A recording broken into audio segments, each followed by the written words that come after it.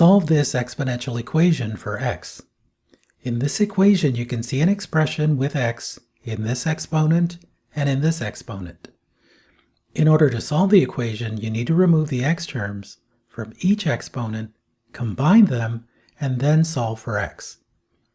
With exponential equations, the most obvious way to take the x term out of the exponent is to take the logarithm of this expression, and in fact to take the logarithm of both sides of the equation. But you should look for ways of simplifying this process.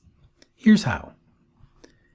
8 can be rewritten as 2 cubed, and this expression is all raised to the x plus 5 power.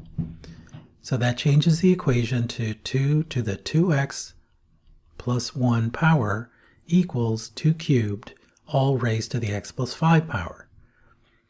We can simplify the term on the right a little bit more by multiplying both of these exponents. So we get 2 to the 3 times the quantity x plus 5. And the term on the left is the same, 2 to the 2x plus 1 power. Notice that with this form of the equation, both terms have the same base, 2. When you have an equation like this, simply create a new equation with just the exponents. 2x plus 1 equals 3 times the quantity x plus 5. 2x plus 1 equals, and we distribute the 3 to both terms, 3x plus 15. Subtract 3x from both sides of the equation, and we get negative x plus 1 equals 15.